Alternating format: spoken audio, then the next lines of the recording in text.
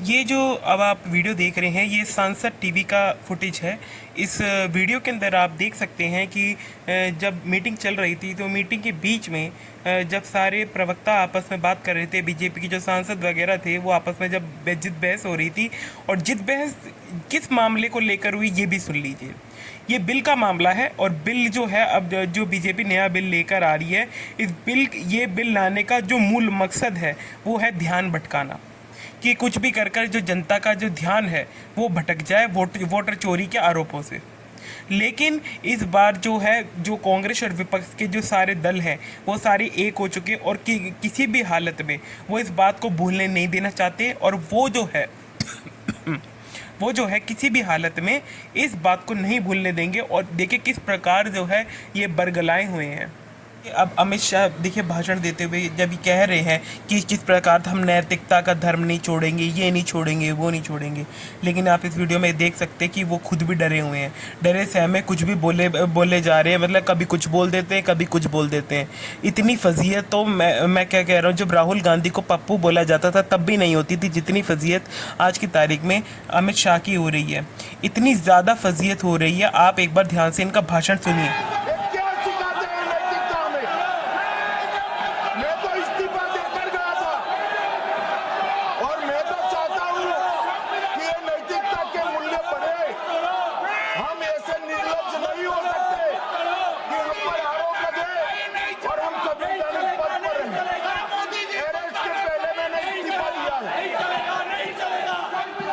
सदस्य आप बिल पर बोलिए, आप 72 के नियम के तहत बोलिए। सर दिस नेम है आपका डायरेक्शन है 19 आप 72 नियम के तहत बोलिए।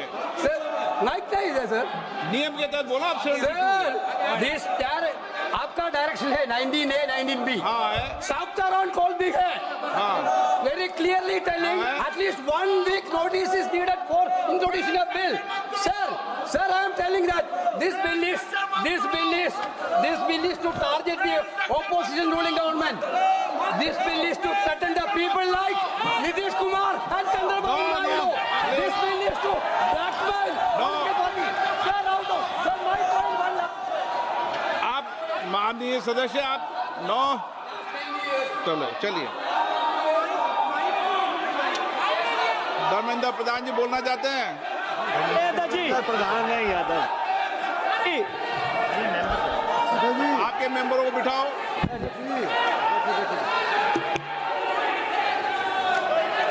धन्यवाद अध्यक्ष जी। देखिए किस प्रकार जो है इस बिल को लेकर जो है वह सारी विपक्ष दल एक हो चुके हैं, और किस प्रकार नारेबाजी जो है संसद के अंदर ही लगाई जा रही है कि नरेंद्र मोदी गद्दी छोड़, वोट चोर गद्दी छोड़।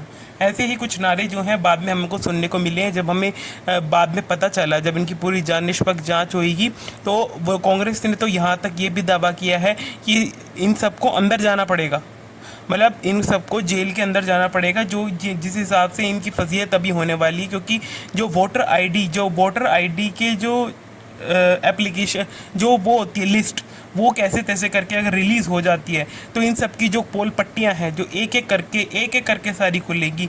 और एक बार अगर कांग्रेस का सत्ता पलट हो जाता है तो फिर आपको वो रुख देखने को मिलेगा जो आज से पहले ना किसी ने कभी देखा होगा, ना कभी कोई देख पाएगा। ये आप एक बात मान के चलिए कि जो नायडू अगर पलट जाते हैं ना तो ये सरकार गिरी पड़ी है, ये बात तो पक्की है। मतलब इतने ज़्यादा कम वोटों के आधार से ये जो सरकार अभी जीवित चल रही है, अगर नायडू ने बाजी पलट दी तो हो सकता है ये सरकार जो है तुरंत रूप से गिर जाए। और नायडू जी जो है वो कांग्रेस से साथ मिलाने की कोशिश कर रहे हैं।